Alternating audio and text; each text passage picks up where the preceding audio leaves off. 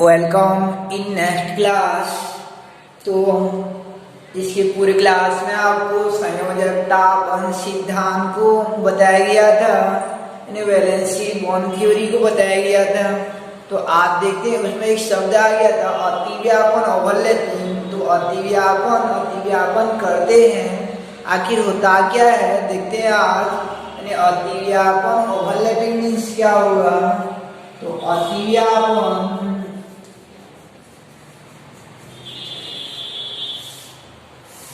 का अभिप्राय क्या रहता है, ओवरलैपिंग। तो परमाणुीय कक्षकों का एक दूसरे पर ढंक जाना या आच्छादित हो जाना अतिव्यापन कहलाता है। परमाणुीय कक्षक जब एक दूसरे के ऊपर आकर ढंक जाते हैं, आच्छादित हो जाते हैं, एक दूसरे के ऊपर लैप हो जाते हैं, तो उसे ओवरलैपिंग यानी अतिव्यापन कहा जाता है। जैसे सामान्य भाषा में अतिव्यापन देखेंगे तो जैसे सूर्य के ऊपर जो आपका बादल आ जाता है तो वह अतिव्यापन घटना होता है, तो पूर्ण रूप से अतिव्यापन होता है। और यहाँ पे जो अतिव्यापन पढ़ेंगे हम लोग आंशिक अतिव्यापन होता है, यानी थोड़ा सा एक दूसरे के ऊपर आच्छादित होते हैं।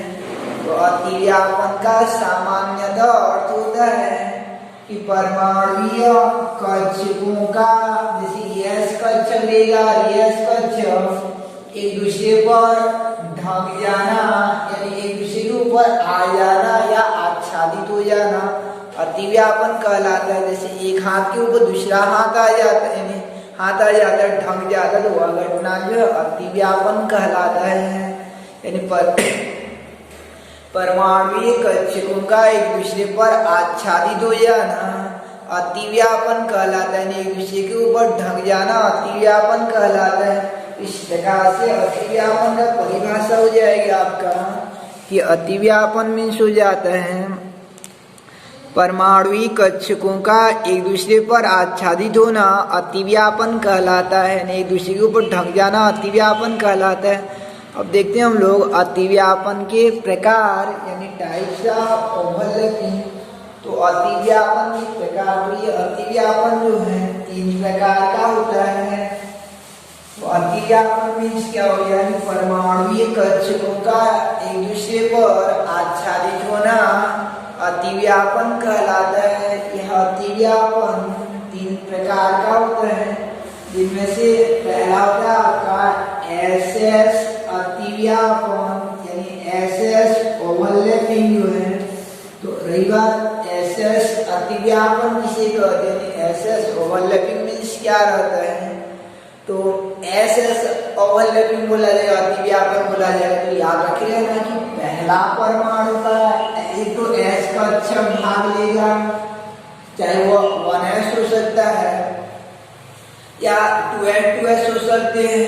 तो पहले परमाणु का 1s कक्षक भाग लेगा और दूसरे परमाणु का 1s कक्षक भाग लेगा। 1s होना चाहिए, ये ध्यान रखना, या 2s होना चाहिए, समान वाला कक्षक होना चाहिए। तो मैं SS कक्षक लिख रहा हूँ, तो S और S कक्षकों में अतिव्यापन होता है, यानी ये पहले परमाणु का S कक्षक और दूसरे परमाणु का S कक्षक जब अतिव्यापन भाग लेता है तो इस प्रकार के अतिव्यापन को SS अतिव्यापन कहते हैं। इस प्रकार के अतिव्यापन को SS अतिव्यापन कहा जाता है। SS ओवरलैपिंग क्या हो जाएगा आपका कि जब SS अतिव्यापन यानी जब एक परमाणु का S कक्षक दूसरे परमाणु के S कक्षक के साथ अतिव्यापन करेगा, एक परमाणु का S कक्षक दूसरे के परमाणु के S कक्षक के साथ अतिव्यापन करेगा, तो इस प्रकार के अतिव्यापन को SS अतिव्यापन कहते हैं। इस प्रकार के अतिव्यापन को SS अतिव्यापन कहते हैं। जब एक परमाणु का S कक्षक दूसरे परमाणु के S कक्षक से अतिव्यापन करता है, जब एक परमाणु का S कक्षक दूसरे परमाणु के S कक्षक से आच्छादित हो जाता है तो इसे SS अतिव्यापन कहते हैं। ये था आपका पहला SS अतिव्यापन। कि जब एक परमाणु का S, जब पहले परमाणु का S कक्षक दूसरे परमाणु के S कक्षक से आच्छादित होता है तो इस प्रकार के अतिव्यापन को SS अतिव्यापन कहते हैं। तो ये आपका SS अतिव्यापन हो जाता है। इसके बाद दूसरा देखते हैं हम लोग कि SP अतिव्यापन जो है, दूसरा प्रकार का अतिव्यापन SP अतिव्यापन। तो SP अतिव्यापन जो है, SP अतिव्यापन का अभिप्राय रहता है कि जब एक परमाणु का S कक्षक भाग लेगा और दूसरे परमाणु का P कक्षक भाग लेगा, एक परमाणु का S कक्षक और दूसरे परमाणु का P कक्षक भाग लेता है, तो उसी स्थिति में एक का S और दूसरे का P कक्षक, चाहे वह जो भी P कक्षक हो, 2P 3P जो भी कक्षक हो, और इसका S कक्षक से अतिव्यापन करता है, तो इस प्रकार के अतिव्यापन को SP अतिव्यापन कहते हैं। इस प्रकार के अतिव्यापन को SP अतिव्यापन कहते हैं। जब एक परमाणु का S कक्षक दूसरे परमाणु के P कक्षक से आच्छादित होता है, इस प्रकार के अतिव्यापन को SP अतिव्यापन कहते हैं।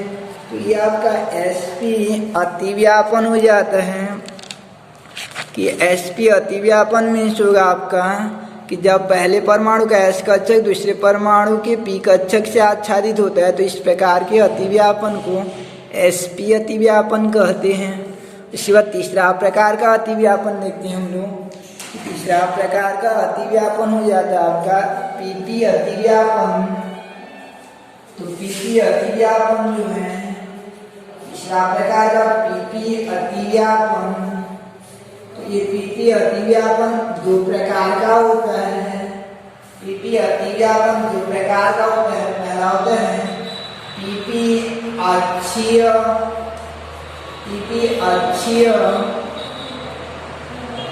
अतिव्यापन या PP अक्षीय या शीशा अभिमुख अतिव्यापन, शीशा अभिमुख अतिव्यापन, यानी PP head to head overlapping कहा जाता है, यानी PP एक्सियल ओवरलैपिंग या PP कोएक्सियल ओवरलैपिंग या PP head to head overlapping कहा जाता है। तो पहला PP अतिव्यापन का पहला होता है आपका अक्षीय अतिव्यापन। तो पहले परमाणु का P कक्षक और दूसरे परमाणु का P कक्षक, ये रेखा को कहा जाता है, यानी एक्स अक्ष वाला रेखा को कहा जाता है। याद रखिए ना, अंतर्नाभिकीय अक्ष कहा जाता है। ये रेखा को अंतर्नाभिकीय अक्ष कहते हैं। तो अंतर्नाभिकीय अक्ष माना जाता है ये रेखा को जो है।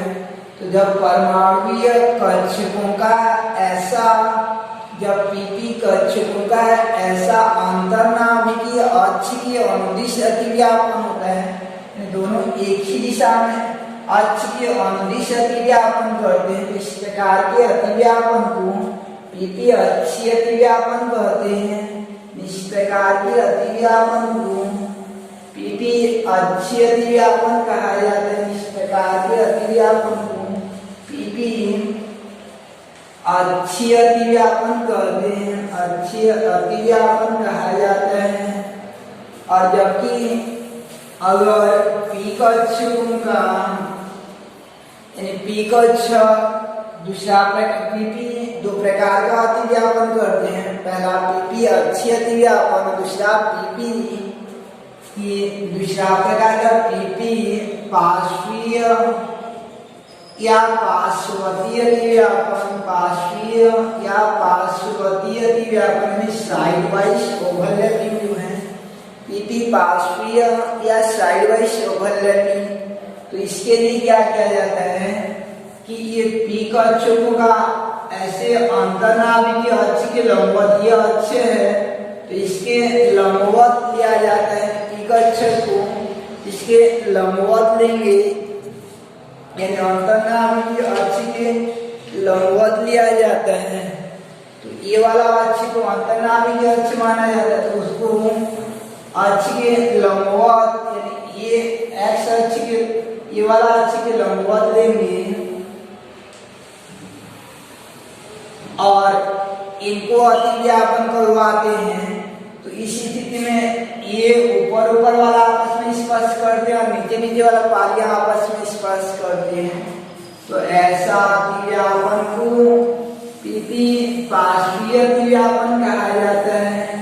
इस प्रकार के अतिव्यापन को पीपी पार्श्वीय अतिव्यापन कहते हैं। पीपी पार्श्वीय अतिव्यापन कहा जाता है। तो पीपी अतिव्यापन जो दो प्रकार का हो गया, पीपी अक्षीय अतिव्यापन और पीपी पार्श्वीय अतिव्यापन।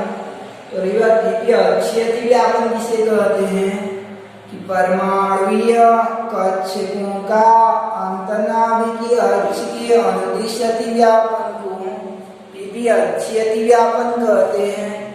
परमाणुीय कक्षकों का अंतर्नाभिकीय अक्ष के अनुदिश अतिव्यापन को पीपी अक्षीय अतिव्यापन कहते हैं। और पीपी पार्श्वीय अतिव्यापन क्या हो जाएगा कि परमाणुीय कक्षकों का अंतर्नाभिकीय अक्ष के लंबवत अतिव्यापन को परमाणुीय कक्षकों का अंतर्नाभिकीय अक्ष के लंबवत अतिव्यापन को पीपी पार्श्वीय अतिव्यापन या पीपी साइडवाइज ओवरलैपिंग कहा जाता है। इस प्रकार पीपी अतिव्यापन दो प्रकार का हो गया आपका। पीपी अक्षीय अतिव्यापन, तो पहला है आपका पीपी अतिव्यापन दो प्रकार का हो गया, जिनमें से पीपी अक्षीय अतिव्यापन की पी कक्षकों का अंतर्नाभिकीय अक्ष के अनुदिश अतिव्यापन को पीपी अक्षीय या शीर्षाभिमुख अतिव्यापन कहते हैं। और दूसरा प्रकार का होता है आपका कि पीपी पार्श्वीय अतिव्यापन, यानी पीपी पार्श्वीय अतिव्यापन की पी कक्षकों का यानी परमाणुीय कक्षकों का अंतर्नाभिकीय अक्ष के लंबवत अतिव्यापन को पार्श्वीय अतिव्यापन कहते हैं। यानी परमाणुीय कक्षकों का अंतर्नाभिकीय अक्ष के लंबवत अतिव्यापन को पार्श्वीय अतिव्यापन कहते हैं। और यानी परमाणुीय कक्षकों का या पी कक्षकों का बोल सकते हैं। पी कक्षकों परमाणुीय कक्षकों के अंतर्नाभिकीय अक्ष के अनुदिश अतिव्यापन को अक्षीय यानी पीपी अक्षीय अतिव्यापन और पी कक्षकों का अंतर्नाभिकीय अक्ष के लंबवत अतिव्यापन को कहते हैं पीपी पार्श्वीय अतिव्यापन कहा जाता है। यानी पीपी पार्श्वीय अतिव्यापन कहते हैं। तो ये था आपका अतिव्यापन की अवधारणा। परमाणुीय कक्षकों का एक दूसरे पर आच्छादित हो जाना अतिव्यापन कहलाता है। तीन प्रकार का SS, SP, PP अतिव्यापन, दोनों S रहेंगे तो SS अतिव्यापन। जब एक परमाणु का S कक्षक दूसरे परमाणु के S कक्षक से आच्छादित होता है तो SS अतिव्यापन। जब एक परमाणु का P कक्षक दूसरे परमाणु के P कक्षक से आच्छादित होता है तो PP अतिव्यापन। और जब एक परमाणु का S कक्षक दूसरे परमाणु के P कक्षक से आच्छादित होता है तो SP अतिव्यापन। और तीसरा PP अतिव्यापन। तो पहला है आपका PP अक्षीय कि P कक्षकों का अंतर्नाभिकीय अक्ष के अनुदिश अतिव्यापन को अक्षीय अतिव्यापन और अंतर्नाभिकीय अक्ष के लंबवत अतिव्यापन को पार्श्वीय अतिव्यापन कहते हैं। जैसे दो दोस्त रहते हैं और दोनों जो हैं आमने सामने मिलते हैं, यानी एक सीढ़ी के नीचे आता रहता है और एक सीढ़ी से ऊपर जाता रहता है, तो एक दूसरे को हाथ मिलाएंगे तो दोनों एक अक्ष के अनुदिश हाथ मिलाते हैं। तो इस प्रकार के अतिव्यापन को अक्षीय अतिव्यापन कहते हैं। जबकि वही दोनों अगर साइकिल चलाते रहेंगे तो एक इधर से आता रहेगा एक इधर से जाता रहेगा, तो उसी स्थिति में हाथ मिलाएंगे तो ऐसा आधा मिलेगा। तो इसी स्थिति में थोड़ा सा अतिव्यापन होगा तो ऐसा अतिव्यापन को पार्श्ववर्ती यानी साइड वाइज ओवरलैपिंग यानी साइड से अतिव्यापन होता है कहा जाता है। इस प्रकार अतिव्यापन दो प्रकार का अतिव्यापन दो प्रकार का अक्षीय अतिव्यापन और पार्श्वीय अतिव्यापन हो जाता है। इसके बाद आप लोग याद रखिए रहना कि अतिव्यापन के परिणाम स्वरूप यानी अतिव्यापन के परिणाम स्वरूप सहसंयोजी बंध जो है दो प्रकार का बनते हैं। यानी अतिव्यापन के आधार पर सहसंयोजी बन के प्रकार, अतिव्यापन के आधार पर सहसंयोजी बन के प्रकार। तो इस आधार पर सहसंयोजी बन दो प्रकार का होते हैं, जिनमें से पहला को कहा जाता है सिग्मा बन कहते हैं। पहला को सिग्मा बन कहा जाता है, सहसंयोजी बन के प्रकार सिग्मा बन, और दूसरा को पाई बन कहते हैं। दूसरा प्रकार का बन रहता है पाई बन हो जाता है। पाई बन दो प्रकार का बन हो जाता है, एक सिग्मा बन और दूसरा जो आपका पाई बन। अतिव्यापन के आधार पर दो प्रकार का सहसंयोजी बन बनते हैं, यानी अतिव्यापन के आधार पर सहसंयोजी बन के प्रकार पहला सिग्मा बन और दूसरा पाई बन।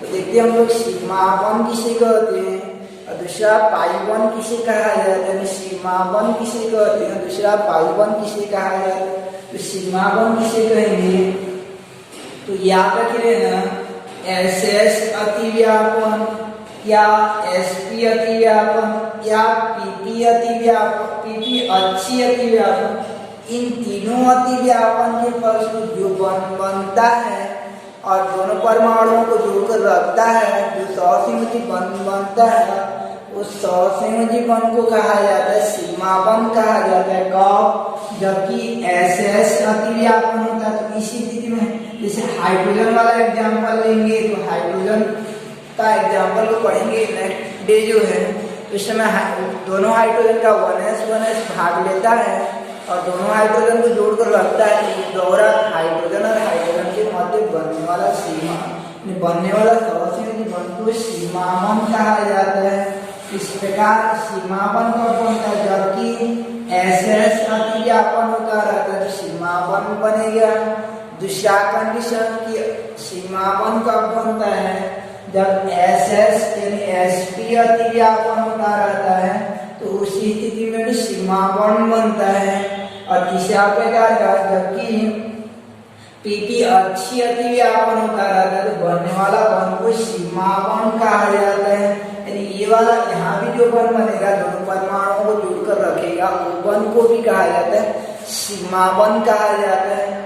और याद रखे लेना केवल एक ही स्थिति में कि पीपी पार्श्ववर्ती अतिव्यापन के फलस्वरूप जो बन बनता है, यानी पार्श्ववर्ती अतिव्यापन पार्श्व में क्रिया रहना तो बनने वाला बन को पाई बन कहते हैं, ऐसे याद रखना।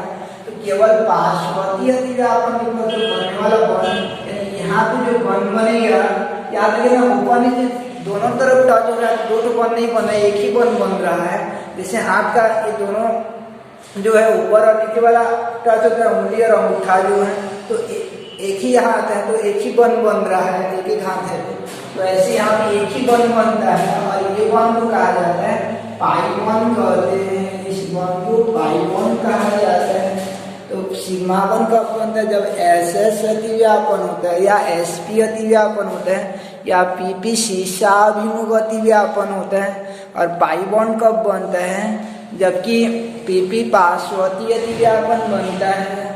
इस प्रकार सिग्मा बॉन्ड किसे कहेंगे कि परमाणुविक अक्ष को ये इनको एक ही अक्ष के अनुदिश अतिव्यापन माना जाता है। इन तीनों को एक ही अक्ष के अनुदिश अतिव्यापन माना जाता है, यानी अंतर्नाभिकीय अक्ष के अनुदिश अतिव्यापन माना जाता है। और ये वाला अतिव्यापन को अंतर्नाभिकीय अक्ष के लंबवत अतिव्यापन माना जाता है। तो जब अनुदिश अतिव्यापन होता है तो बनने वाला बन को सिग्मा बन कहा जाता है, और जब पार्श्ववर्ती अतिव्यापन होता है तो बनने वाला बन को पाई बन कहते हैं। इस प्रकार से सिग्मा बन क्या हो जाएगा कि परमाणुवीय कक्षकों का अंतर्नाभिकीय अक्ष के अनुदिश, परमाणुवीय कक्षकों का अंतर्नाभिकीय अक्ष के अनुदिश अतिव्यापन के फलस्वरूप बने बन को सीमा बन कहते हैं। परमाणुविक कक्षकों का अंतर्नाभिकीय अक्ष के अनुदिश अतिव्यापन से बने बन को सीमा बन कहते हैं। और पाई बन किसे कहेंगे कि परमाणुविक कक्षकों का पार्श्ववर्ती अतिव्यापन के फलस्वरूप बने बन को परमाणुविक कक्षकों का पार्श्ववर्ती अतिव्यापन के फलस्वरूप बनने वन को पाइपन कहा जाता है। इस प्रकार से युद्धा का सिग्मा बॉन्ड और पाई बॉन्ड, सिग्मा बॉन्ड जो है आपका परमाणुवीय कक्षकों का अंतर्नाभिकीय अक्ष के अनुदिश अतिव्यापन से बने वन को सिग्मा वन कहते हैं और परमाणुविक कक्षकों का अंतर्नाभिकीय अक्ष के लंबवत अतिव्यापन के फलस्वरूप बने वन को पाई वन कहते हैं। अतिव्यापन के आधार पर यह फलस्वरूप दो प्रकार का वन बनते हैं। अब थोड़ा देख लेते हैं हम लोग कि सिग्मा वन और पाई वन में क्या अंतर होता है। ये क्वेश्चन आता है आपका, सिग्मा वन और पाई वन में अंतर लिखिए बोल के। तो पहला अंतर हो जाएगा आपका कि परिभाषा हो जाता है कि अंतर्नाभिकीय अक्ष के अनुदिश अतिव्यापन यानी सिग्मा वन और पाई वन में अंतर आ जाता है आपका। तो सिग्मा वन और पाई वन में अंतर आ जाएगा। तो रही बात पहला अंतर क्या रहता है उसको देखते हैं हम लोग। यानी सिग्मा वन और पाई वन में अंतर, पाई वन में अंतर, तो क्या क्या अंतर रहता है आपका सिग्मा वन और पाई वन में जो है। तो पहला अंतर देखते हैं कि सिग्मा वन जो है आपका एस एस एस पी या पी अक्षीय अतिव्यापन के फलस्वरूप बनता है। या परिभाषा को लिख सकते हैं, परमाणुविक कक्षकों का अंतर्नाभिकीय अक्ष के अनुदिश अतिव्यापन के बने वन को सिग्मा वन कहते हैं। और दूसरा पार्श्ववर्ती अतिव्यापन जो है, तो पार्श्ववर्ती अतिव्यापन जो है आपका कि पार्श्ववर्ती यानी पाई वन किसी के पीपी पार्श्वीय अतिव्यापन के फलस्वरूप या परमाणुविक कक्षकों का अंतर्नाभिकीय अक्ष के लंबवत अतिव्यापन से बने वन को पाई वन कहते हैं। आपके माइंड में एक क्वेश्चन रहेगा कि क्या डी और डी में ऐसा या डी और एस में ऐसा अतिव्यापन नहीं हो सकता क्या। तो याद रखना डी जो है बहुत ज़्यादा अंदर में रहता है, यानी बाह्यतम उपकोश में एस या पी रहते हैं। डी जो है बहुत अंदर वाला उपकोश रहता है, इसलिए उतना अंदर से निकलकर अतिव्यापन करना संभव नहीं होता है। इसलिए अतिव्यापन एस एस या एस पी या पी पी में होता है। तो देख लेते हैं सिग्मा वन और पाई वन में अंतर। तो पहला जो है आपका कि sigma one S S S P या पी पी अक्षीय अतिव्यापन से और पाई वन पी पी पार्श्ववर्ती अतिव्यापन से बनता है। दूसरा अंतर कि सिग्मा वन जो है यानी सिग्मा वन प्रबल वन होता है, सिग्मा वन प्रबल वन होता है और पाई वन जो दुर्बल वन होता है। तो ये कैसे होता है, यानी सिग्मा वन प्रबल वन होता है और पाई वन जो है आपका दुर्बल वन होता है। तो ये कैसे होगा आपका, तो याद रखिए ना, आपको बताया गया था कि बंध की प्रबलता अतिव्यापन की सीमा पर निर्भर करती है। तीसरा बिंदु संयोजकतापन सिद्धांत का कि बंध की प्रबलता अतिव्यापन की सीमा पर निर्भर करती है, यानी कितना ज़्यादा वह अतिव्यापन होगा, यानी जितना ज़्यादा अतिव्यापन होगा बनने वाला बंध उतना प्रबल रहेगा। यानी बंध की प्रबलता अतिव्यापन की सीमा पर निर्भर करती है। बंध की प्रबलता जो अतिव्यापन की सीमा पर निर्भर करती है। जितना ज़्यादा अतिव्यापन हुआ रहेगा बंध उतना प्रबल हुआ रहेगा। तो याद रखिए ना कि ये एस यानी अक्षीय अतिव्यापन जब होता रहता है अंतर्नाभिकीय अक्ष के अंदर, तो उस समय अतिव्यापन बहुत ज़्यादा होता है और पार्श्ववर्ती अतिव्यापन में अतिव्यापन की मात्रा कम रहती है। तो ये वाला अक्षीय यानी अंतर्नाभिकीय अक्ष के अनुदेश अतिव्यापन होता है, तो इसलिए ये वाला क्या हो जाएगा आपका प्रबलपन हो जाता है और इसमें अतिव्यापन की मात्रा कम होने के कारण दुर्बलपन हो जाता है। जहाँ पे अतिव्यापन की मात्रा अधिक होगा प्रबल होता है, इसलिए सिग्मा वन प्रबल वन हो जाता है, पाई वन दुर्बल वन हो जाता है। जैसे हम लोग हाथ मिलाते हैं एक दूसरे के पास आकर मिलाएंगे तो गहरी से मिलाएंगे नहीं, अतिव्यापन ज़्यादा हो रहा है तो वन प्रबल रहेगा। और मान लीजिए ऐसे साइकिल चलाते हुए मिलाएंगे तो अतिव्यापन कम हो रहा है तो दुर्बल वन बनेगा दोनों के मध्य जो है। तो इस प्रकार सिग्मा वन प्रबल वन होता है और पाई वन दुर्बल वन होता है। अलग से क्वेश्चन आ जाता है, कारण बताइए कि सिग्मा वन प्रबल वन होता है 2 नंबर का जो है, तो इसका आंसर कैसे लिखोगे। कारण बताइए कि सिग्मा वन प्रबल वन होता है, इसका आंसर क्या हो जाएगा आपका कि क्योंकि संयोजकता बंध सिद्धांत के अनुसार बंध की प्रबलता अतिव्यापन की सीमा पर निर्भर करती है।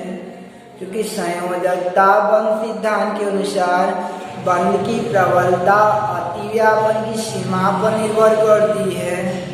अतः सिग्मा बंध में अतिव्यापन की मात्रा अधिकतम होने के कारण यह प्रबल बंध होती है। यानी संयोजकता बंध सिद्धांत के अनुसार बंध की प्रबलता यानी अतिव्यापन की सीमा पर निर्भर करती है। क्योंकि सिग्मा बंध में अतिव्यापन की मात्रा अधिकतम होने के कारण यह प्रबल बंध होती है। यानी इसलिए सिग्मा बंध में अतिव्यापन की मात्रा अधिक होने के कारण यह प्रबल बंध होती है, जबकि पाई बंध दुर्बल बंध होती है। तीसरा कि बंधन ऊर्जा, तो बंधन ऊर्जा किसे कहा जाता है आपका? बंधन ऊर्जा किसे कहेंगे? तो ये बना हुआ बंध को, जैसे ये और इन दोनों के मध्य बंध बना है, तो उस बंध को तोड़ने के लिए आवश्यक ऊर्जा को बंधन ऊर्जा कहते हैं। सहसंयोजी बंध को ब्रेक करने के लिए जो एनर्जी का रिक्वायरमेंट रहता है उसे बॉन्डिंग एनर्जी कहा जाता है, बंधन ऊर्जा कहा जाता है। कोई भी बॉन्ड को ब्रेक करने के लिए रिक्वायरमेंट जो एनर्जी रहता है उसको बॉन्डिंग एनर्जी कहा जाता है। सहसंयोजी बंध को तोड़ने के लिए आवश्यक ऊर्जा को बंधन ऊर्जा कहते हैं।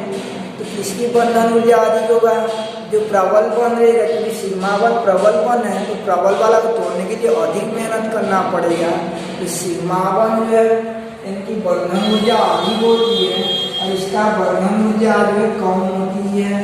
बंधन ऊर्जा जो है कम होती है। इसके बाद जो है क्रियाशीलता जो है, तो क्रियाशीलता यानी रिएक्टिविटी, तो क्रियाशीलता किसका अधिक होगा उसको देखते हैं हम लोग। तो क्रियाशीलता में कि जो बंध जल्दी टूट जाता है वो तुरंत फिर किसी से अभिक्रिया कर लेगा। जो बंध जल्दी टूटता है वो शीघ्रता से किसी से अभिक्रिया कर लेता है। तो चूंकि पाई बंध जल्दी टूट जाता है, बंधन ऊर्जा कम होता है, तो जल्दी किसी से अभिक्रिया कर लेगा तो उसकी बंधन ऊर्जा जो है कम, यानी बंधन ऊर्जा कम होती है। तो क्रियाशीलता उच्च होती है, यानी रिएक्टिविटी को हाई शो करता है। क्रियाशीलता उच्च होती है क्योंकि जल्दी टूटेगा तो जल्दी क्रिया करेगा, और इसको हम लोग तोड़कर थक जाएंगे, नहीं टूटेगा तो कहाँ से अभिक्रिया करेगा। तो इसकी क्रियाशीलता भी निम्न होती है। क्रियाशीलता जो आपका निम्न होती है, पाई बंध की क्रियाशीलता निम्न होती है। उसके बाद याद रखे रहना कि सिग्मा बंध जो है अकेला हो सकता है। सिग्मा बंध जो है अकेला हो सकता है, यानी ये अकेला हो सकता है, और पाई बंध जो अकेला नहीं होता है, यानी वो हमेशा सिग्मा बंध के साथ पाया जाता है। जैसे एग्जाम्पल देख लेते हैं हम लोग कि जैसे फ्लोरीन और फ्लोरीन के बीच एक ही तो बंध पाया जाता है, तो हमेशा याद रखे रहना कि जब दो परमाणुओं के मध्य, यानी परमाणुओं के मध्य केवल सिंगल बॉन्ड रहती है, यानी एक ही बॉन्ड रहती है, परमाणुओं के मध्य एक ही बॉन्ड रहती है, तो वह बॉन्ड हमेशा सिग्मा बॉन्ड होता है। तो ये वाला सिग्मा बॉन्ड हो जाता है F और F के बीच जो है, जैसे हम लोग हाइड्रोजन हाइड्रोजन पढ़े तो उनके बीच भी सिग्मा बॉन्ड होगा। लेकिन जहाँ पे एक से अधिक बॉन्ड पाए जाते हैं, डबल बॉन्ड और ट्रिपल बॉन्ड पाया जाता है, तो डबल बॉन्ड या ट्रिपल बॉन्ड का पहला बॉन्ड जो सिग्मा बॉन्ड और दूसरा बॉन्ड जो पाई बॉन्ड होता है। इसका एग्जाम्पल जो आपका इस प्रकार से हो जाएगा कि सिग्मा बॉन्ड को ऐसे दर्शाया जाता है, पाई बॉन्ड जो है वह अकेला नहीं होता है। पांचवा अंतर में कि सिग्मा बॉन्ड के साथ ही पाई बॉन्ड पाया जाएगा, अकेला पाई बॉन्ड नहीं रहता है, सिग्मा बॉन्ड के साथ ही पाई बॉन्ड पाया जाता है। सिग्मा बॉन्ड के साथ ही पाई बॉन्ड पाया जाता है। जैसे कभी कभी क्या रहता है कि हम लोग स्कूल आए रहते हैं तो हम लोग अकेला कहीं पर रुक सकते हैं, पढ़ सकते हैं किसी क्लास में, लेकिन और एक विद्यार्थी जो आया रहता है वो हमेशा जो हमारे साथ बैठा रहता है वो अकेला हमेशा डरता रहता है। तो सिग्मा बॉन्ड जो है हमेशा अकेला पाया जा सकता है, लेकिन पाई बॉन्ड जो अकेला नहीं रहता है।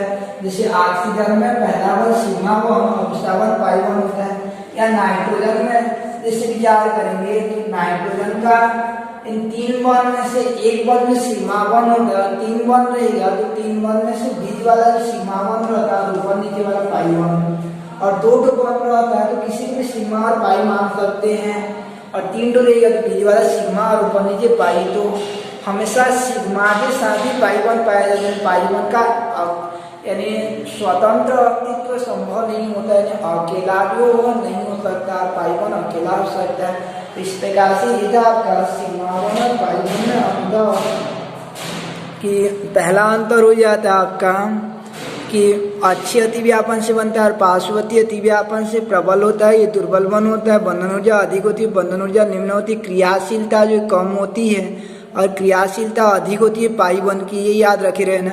सिग्मा वन अकेला हो सकता है और पाई वन जो अकेला नहीं हो सकता है। तो ये था आपका सिग्मा वन और पाई वन में अंतर। अब थोड़ा सा हम लोग ये देख लेते हैं कि थोड़ा सा ये डिस्कस कर लेते हैं, कहीं पर हम लोग सिग्मा वन और पाई वन को कैसे पहचानेंगे, सिग्मा वन और पाई वन की संख्या को कैसे काउंटिंग किया जाता है। जैसे आपको बोला जाएगा कि CH4 में क्वेश्चन है, जैसे CH4 में सिग्मा व पाई वन बताइए, पाई वन की संख्या बताइए, ये प्रश्न आ जाता है। तो कितना सिग्मा वन और कितना पाई वन रहता है उसको बताना है हमको, इसके लिए इसका संरचना बनाना पड़ता है पहले। तो CH4 ये हाइड्रोकार्बन है, तो याद रखे रहना जो दोनों में से कम संख्या रहता है, जैसे कार्बन और हाइड्रोजन है तो 1 कार्बन और 4 हाइड्रोजन है, तो जो कम वाला रहेगा कार्बन की संख्या कम है तो उसको पहले ले जाएंगे। उसके बाद जो है यानी उसको पहले ले जाते हैं, उसके बाद जो है कि इसका लुईस डॉट सिंबल बना लेते हैं, लुईस संकेतन बना लेते हैं। तो कार्बन के अंतिम कोश में कितना इलेक्ट्रॉन पाया जाता है 4, तो 4 को डॉट कर देंगे। इसके बाद क्या करते हैं, हाइड्रोजन है तो एक हाइड्रोजन जो है एक तो इलेक्ट्रॉन को यानी ये हाइड्रोजन का लुईस संकेतन कर देंगे, हाइड्रोजन का लुईस संकेतन कर देते हैं। तो हाइड्रोजन में एक इलेक्ट्रॉन पाया जाता है। अष्टक को पूर्ण करने के लिए इसका इलेक्ट्रॉन को ले जाएगा, इसके साथ बंध बना लेगा, कार्बन का इलेक्ट्रॉन ले जाएगा, कार्बन भी इसका इलेक्ट्रॉन को लेगा अपना अष्टक पूर्ण करने के लिए, और इस प्रकार चारों दिशाओं से क्या करेगा 4 को बंध बना लेगा।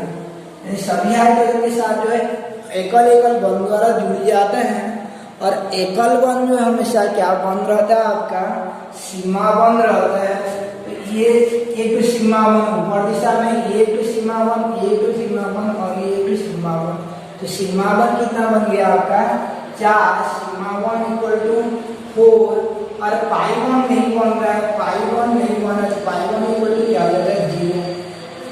तो ऐसा सिग्मा वन और पाई वन का काउंटिंग करने के लिए क्या करना पड़ेगा, आपको पहले स्ट्रक्चर ड्रा करना पड़ेगा, और स्ट्रक्चर बनाने के लिए पहले सेंटर एटम ले जाते हैं, केंद्र वाला परमाणु को ले जाएंगे और उसका लुईस संकेतन बना लेंगे, दूसरा परमाणु लेकर उसका लुईस संकेतन बना लेंगे, और फिर इनको कितना इलेक्ट्रॉन की आवश्यकता होगी उसके हिसाब से कार्बन से लेता जाएगा।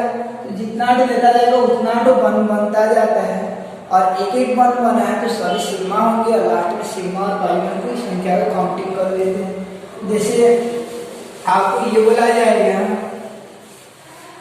कि एथिलीन में यानी C2H4 में सिग्मा वन और पाई वन की संख्या को काउंटिंग के लिए बोला रहेगा।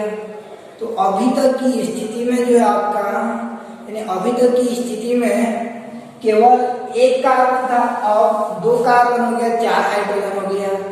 तो पहले एक भाई था और उसका 4 एकड़ जमीन 4 हाइड्रोजन था, तो चारों तरफ जुड़ गए थे, लेकिन 2 भाई दोनों को लेना पड़ता है, और दोनों का लुईस संकेतन बनाएंगे, लुईस संकेतन बना लेते हैं।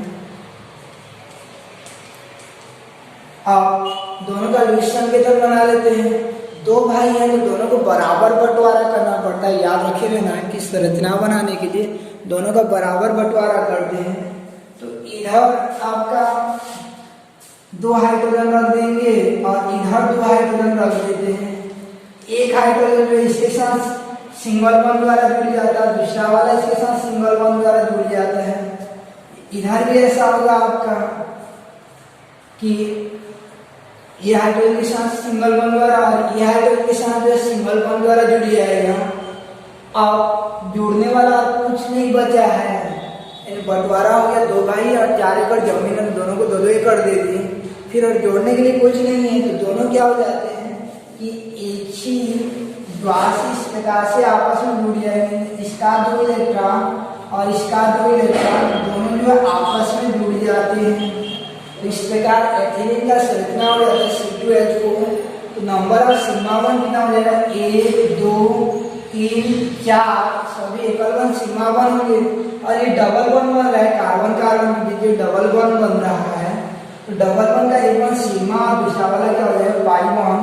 तो सिग्मा बॉन्ड इक्वल टू 5 हो जाता है और पाई बॉन्ड इक्वल टू 8 हो जाता है। तो इस प्रकार बुक में बहुत से क्वेश्चन है, आप ट्राई किए रहना। सिग्मा बॉन्ड और पाई बॉन्ड की संख्या काउंटिंग करने में कॉम्पिटिशन एग्जाम बहुत ज़्यादा आता है। नेक्स्ट डे स्टार्ट करेंगे आगे भी हम लोग।